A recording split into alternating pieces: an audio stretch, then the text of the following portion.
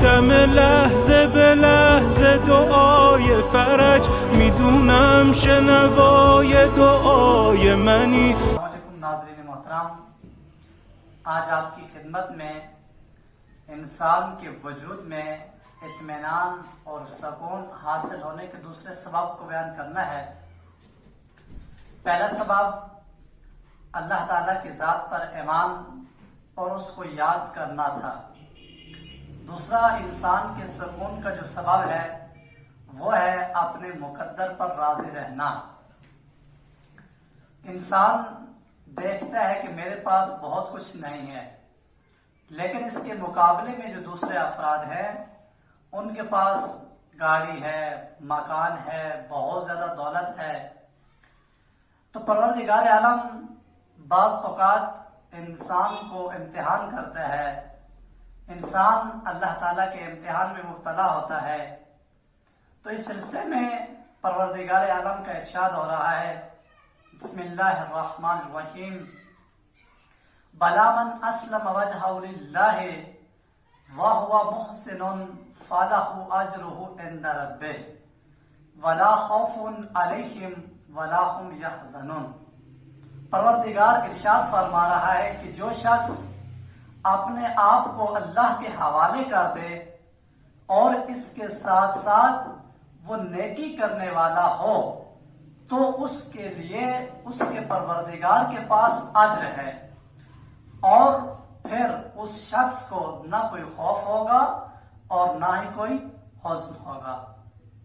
اور اسی طرح حضرت محمد مصطفیٰ صلی اللہ علیہ وآلہ وسلم ارشاد فرماتے ہیں کہ جو شخص اس بات پر یقین کرے کہ اللہ تعالیٰ نے جو اس کے مقدر میں رکھا ہے وہ اسے مل کر رہے گا اور کچھ بھی اس میں سے کم نہیں ہوگا، تو اس کا دل مطمئن ہو جاتا ہے۔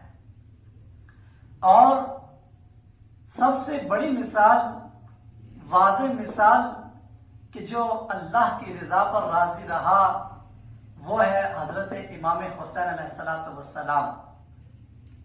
ہم دیکھتے ہیں کہ جب میدان کربلا میں امام حسین علیہ السلام نے سب کچھ اللہ کے راستے میں قربان کر دیا، تو آخری لمحے میں امام حسین کیا ارشاد فرما رہے ہیں؟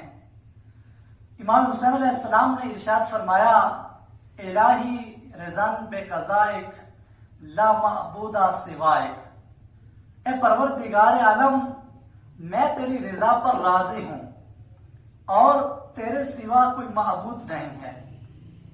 تو ہمیں بھی امام حسین علیہ السلام کی ذات، امام حسین علیہ السلام کی سیرت سے سبق حاصل کرنا ہے، اور اللہ تعالیٰ نے جو کچھ ہمارے مقدر میں رکھا ہے اس پر راضی رہنا ہے۔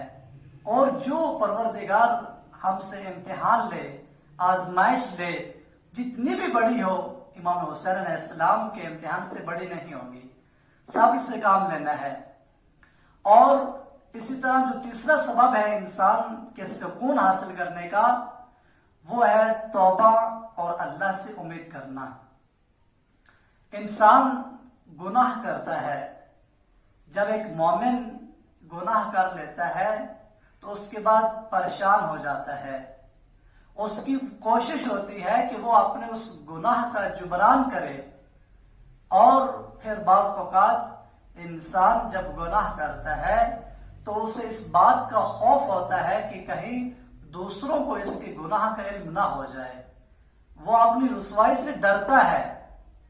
تو پروردگار عالم نے ارشاد فرمایا کہ تم پریشان نہ ہو، تمہارے جتنے بھی زیادہ گناہ ہو جائیں، اللہ تعالیٰ نے ارشاد فرمایا قرآن مجید میں کہ بسم اللہ الرحمن الرحیم، قل یا عبادی الذین اسرفوا علی انفسہم لا تقنطوا من رحمت اللہ ان اللہ یغفر الذنوب جميعا انہ هو الغفور الرحیم۔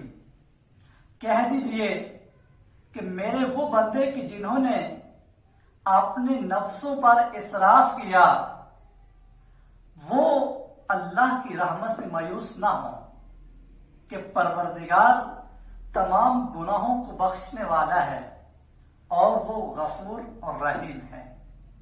تو جو شخص گناہ کرتے چلے جاتے ہیں وہ پریشان نہ ہوں کہ جنہوں نے اپنے نفس پر اسراف کیا، زیادہ روی کی، نفس کا حق تو یہ تھا کہ وہ پروردگار کی اطاعت کرے، لیکن اس نے زیادہ روی کی، اپنی حد سے بڑھا، اس نے گناہ کیے، تو پروردگار نے کہا تم میری رحمت سے مایوس نہ ہو کہ میں تمام گناہوں کو بخش دینے والا ہوں۔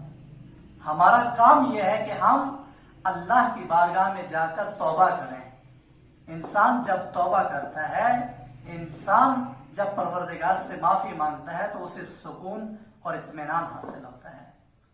اور چوتھا وہ کام کہ جس سے انسان کو سکون حاصل ہوتا ہے وہ ہے نیک اعمال بجا لانا۔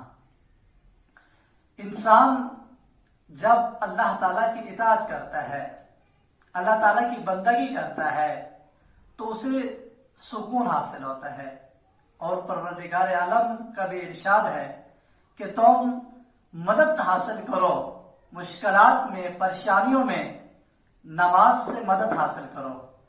اور حضرت امام جعفر صادق علیہ السلام ارشاد فرماتے ہیں کہ جب بھی تمہیں کوئی پریشانی ہو تمہیں چاہیے کہ وضو کر کے مسجد میں جاؤ اور 2 رکعت نماز بجا لاؤ، کیونکہ خود اللہ تعالیٰ نے قرآن مجید میں حکم دیا ہے کہ تم صبر سے کام لو اور نماز کا سہارا لو مشکلات میں۔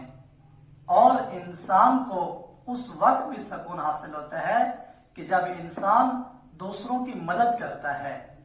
اگر ایک انسان دوسروں کو خوش کرے کہ جو پریشان حال ہیں، کہ جن کو آپ کی مدد کی ضرورت ہے، کسی بھی طریقے سے اگر آپ دوسرے انسانوں کی ہیلپ کریں گے، دوسروں کی پریشانی کو دور کریں گے، نیک اعمال کو بجا لائیں گے تو آپ کو سکون حاصل ہوگا۔ پروردگار سے دعا ہے کہ اللہ تعالی ہم سب کو نیک کام انجام دینے کی توفیق عطا فرمائے تاکہ ہماری زندگیوں میں سکون ہو سکے۔ والسلام علیکم ورحمۃ اللہ وبرکاتہ۔